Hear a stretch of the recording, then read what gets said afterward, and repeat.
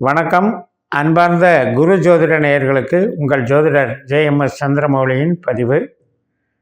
இந்த பதிவில் நம்ம பார்க்க இருக்கிறது சனி நேர்கதி பயணம் கும்பராசியில், சூரியன் விருச்சிக ராசியில் நவம்பர் 16 முதல் டிசம்பர் 15 வரைக்கும் சூரியனுக்கு நாளில் அர்த்தாஷ்டம சனியாக எப்படியெல்லாம் இயங்குறாருங்கிறத பற்றி பார்க்க இருக்கிறோம்.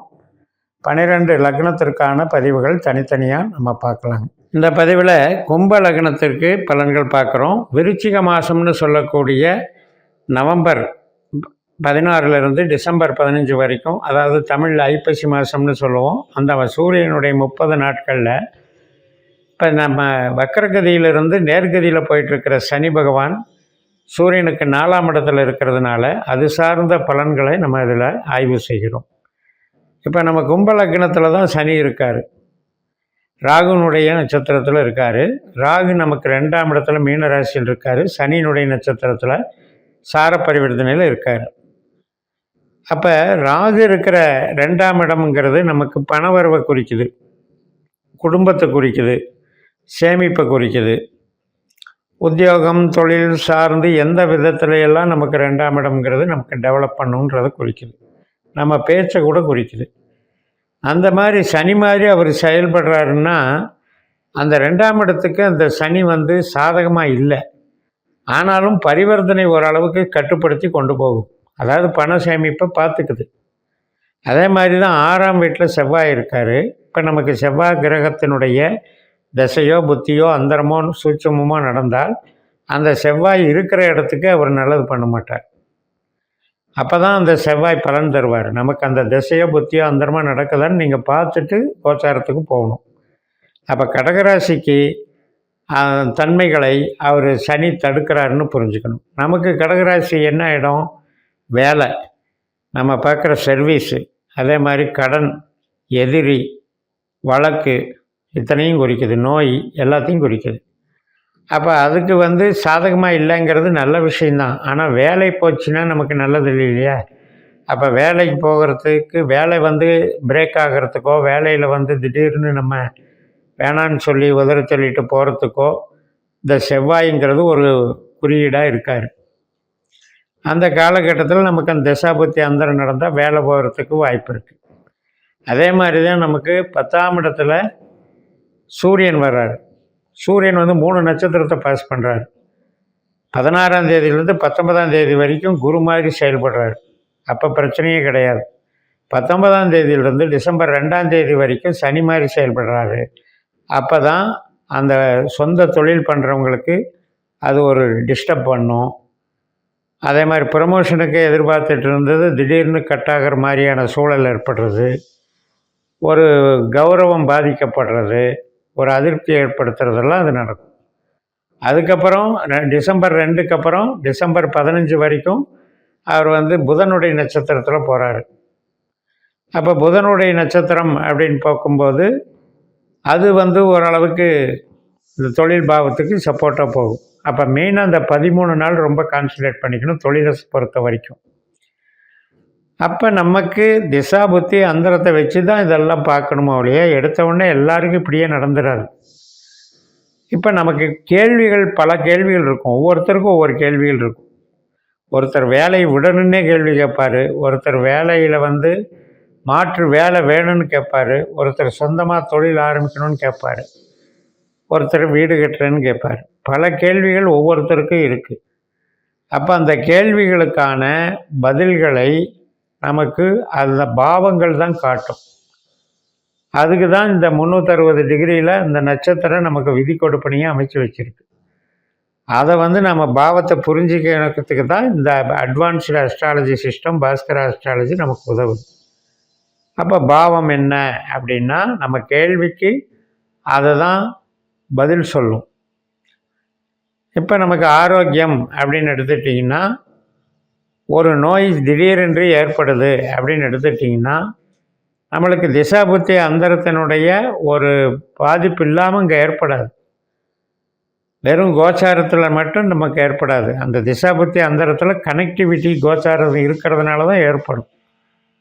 ஸோ அந்த வகையில் நம்ம பார்த்து பயன்படுத்தி இதை பண்ணிக்கலாம். நமக்கு உண்மையிலேயே 2, 6, 10ல் இந்த கிரகங்கள் இருந்தாலும் யார் ராகு இருக்கார், செவ்வாய் இருக்கார், சூரியன் இருக்காங்க, இதெல்லாம் பொருளாதாரத்துக்கு நல்ல ஸ்தானங்களாக இருந்தாலும் இந்த 3 ஸ்தானத்துக்கும் தடுக்கிற ஆற்றலை சனி வச்சுருக்காரு.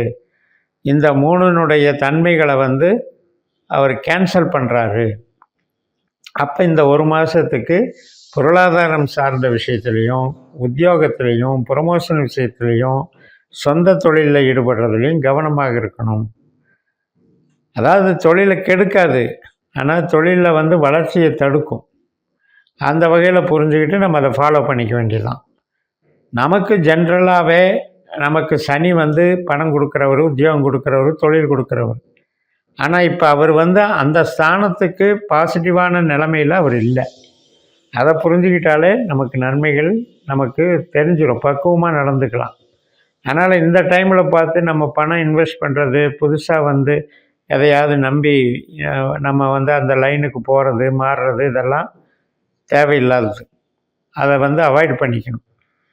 ப்ளஸ் நம்ம திசாபுத்தி அந்தரங்களை பார்த்துக்கணும். இப்போ நமக்கு இது சம்மந்தப்பட்ட கிரகங்களே திசையில் வரலன்னு வைங்க, சூரிய திசையும் இல்லை, நமக்கு ராகு திசையும் இல்லை, செவ்வாய் திசையும் இல்லை, சனி திசையும் இல்லை அப்படின்னா மட்டும் உங்களுக்கு அது வேறு லைன் வேறு கிரகங்களாக இருந்தால் அதை பார்க்கணும். உங்களுக்கு சுக்கிர திசை நடந்துகிட்ருக்கு அப்படின்னா சுக்கிரன் எங்கே போகிறாரு? இப்போ சுக்கிரன் சுக்கிரனுடைய நட்சத்திரத்திலே போகும்போது உங்களுக்கு பலமாக இயங்குவார். அவர் தான் உங்களுக்கு தொழில் கிரகங்கும்போது அந்த திசையில் நடக்கும்போது அந்த திசை கோச்சாரத்தில் எங்கே போகுதோ அதை தான் பார்க்கணும். அதனால் எல்லாமே திசாபத்தி அடிப்படையில் தான் நம்ம கோச்சாரத்தை அணுகணும். ஆனாலும் கூட நம்ம இந்த கனெக்டிவிட்டியை உணர்வதற்காகத்தான் இந்த பதிவுகளை பண்ணிகிட்ருக்கோம். இந்த கனெக்டிவிட்டிங்கிறது 3 இருக்குது. ஒரு நட்சத்திரம் 3 இடத்துல இருக்குது. அந்த ஒரு 3 நட்சத்திரத்துலேயும் கனெக்டிவிட்டி பண்ணுற மாதிரி கிரகங்கள் உட்காரும்போது ஒன்றுக்கொன்று தொடர்பு ஏற்படுத்திக்கிறது. இப்போ 2ஆம் இடத்துல இருக்கிற ராகு, 6ஆம் இடத்துல இருக்கிற செவ்வாய், 10ஆம் இடத்துல இருக்கிற சூரியன், 3 பேருமே கனெக்டிவிட்டி ஆயிடுறாங்க. அப்போ இந்த 3மே நமக்கு ஏதாவது ஒரு விதத்தில் அவங்களுடைய இருக்கிற இடத்துக்கு நெகட்டிவாக செயல்பட வேண்டிய அவசியம், நிர்பந்தம் ஏற்பட்டுறதுங்கிறத புரிஞ்சுக்கணும். அடிப்படையிலேயே நம்ம லக்னத்துக்கு நம்ம ஒரு நினைக்கிறதெல்லாம் ஒரு சுமூகமாக நடக்கணும் அப்படின்னு தான் நினைப்போம். எதுலேயும் ரிஸ்க் எடுக்க மாட்டோம். ஆனால் நமக்கு சூழல் பார்த்திங்கன்னா தொழில் சார்ந்த சூழல் அப்படிங்கிறதே எதிர்நீச்சல் போடுறதா தான் இருக்கும். லைஃப்பில் நம்ம லக்னத்துக்கு எல்லாமே போட்டி எதிர்நீச்சல், இதில் நீந்தி தான் நம்ம கஷ்டப்பட்டு தான் மேலே வரணும். அதே நேரத்தில் நம்மளுக்கு திறமைகள் அதிகம், கம்யூனிகேஷன் மென்டாலிட்டி அதிகம். நமக்கு சூழலுக்கு தகுந்த மாதிரி நம்மளை நாம் தயார்படுத்திக்கிற விதம் நம்மளுக்கு ஒரு கிஃப்ட்டு. அந்த மாதிரி அதை நம்ம கொண்டு போய்க்கணும். அதில் நமக்கு செவ்வாயினுடைய ஆதிக்கம் அப்படின்னு இருக்கிறது நம்ம லக்னத்திலேயே செவ்வாயினுடைய நட்சத்திரம் இருக்குது. அப்போ அந்த செவ்வாய் நம்ம ஜாதகத்தில் பலம் பொருந்தி இருந்தால் நமக்கு அந்த வில் பவர் இன்க்ரீஸ் ஆகும். அதே மாதிரி தான் நமக்கு குருவும் சனியும் புதனும், மெயினாக சனி புதன், இந்த 2 கிரகங்கள் நம்ம ஜாதகத்தில் தொழில் ஸ்தானத்துக்கு வலுப்பெற்றிருந்து தசபுத்தி நடத்துனாங்கன்னா தொழில் நல்லாயிருக்கும், டெவலப்மெண்ட் நல்லாயிருக்கும். ஏன்னா 19 வருஷம் 17 வருஷமெல்லாம் கண்டினியூஸாக நமக்கு வளர்ச்சி கொடுக்குற ஒரு அமைப்பு இருக்குது. அதனால் கும்ப லக்னங்களுக்கு சனி திசை புதன் திசை, தொழில் சம்பந்தப்பட்ட வலுப்பெற்ற சனி புதன் இருக்கிறவங்களுக்கு மிகப்பெரிய யோகமாக வேலை செய்யும். ஆனால் இந்த 8ஆம் இடம் 12ஆம் இடத்துல நம்ம ஜாக்கிரதையாக இருக்கணும். நமக்கு 8ஆம் பாவத்துக்கு உபநட்சத்திரம் யாருன்னு நம்ம சிஸ்டத்தில் போட்டு பார்க்கணும். 12ஆம் பாவத்துக்கு உபநட்சத்திரம் யாருன்னு போட்டு பார்க்கணும்.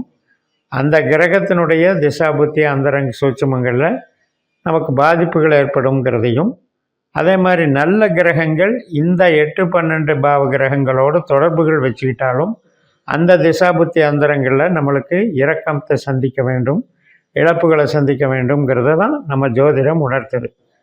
அதனால் ஒரு கிரகம் இருக்கிற இடம் அப்படிங்கிறத விட இருக்கிற நட்சத்திரம், அந்த நட்சத்திராதிபதிகள் கொள்ளக்கூடிய தொடர்புகள், இது மாதிரி தான் நம்ம திங்க் பண்ணி கொண்டு போகணும். அந்த வகையில் நீங்கள் இந்த பதிவுகளை தொடர்ந்து பாருங்கள். பார்க்க உங்களுக்கு அந்த நட்சத்திரங்களினுடைய புரிதல் புரியும். 3 நட்சத்திரமும் ஒன்றா தான் இயங்குது. நம்ம லக்னத்தில் இருக்கிற சதய நட்சத்திரம் தான் ராகுவை பிரதிபலிக்குது. அதே மாதிரி தான் 5ஆம் இடத்துல திருவாதிரை இருக்குது. அதே மாதிரி தான் 9ஆம் இடத்துல சுவாதி இருக்குது. இப்படி 9, 3, 27 நட்சத்திரங்களை நம்ம உள்ளார்ந்து பார்த்து ஜோதிடத்தை பயன்படுத்தணும்னு சொல்லி நிறைவு செய்கிறேன். இந்த சேனலை சப்ஸ்கிரைப் பண்ணி ஷேர் பண்ணுங்கள். உங்கள் தனிப்பட்ட ஜாதக பலாபலன்களை என்னுடைய வாட்ஸ்அப் நம்பரில் தொடர்பு கொண்டு பலன் பெறுங்கள். உங்களிடமிருந்து விடைபெறுகிறேன். உங்கள் JMS. நன்றி, வணக்கம்.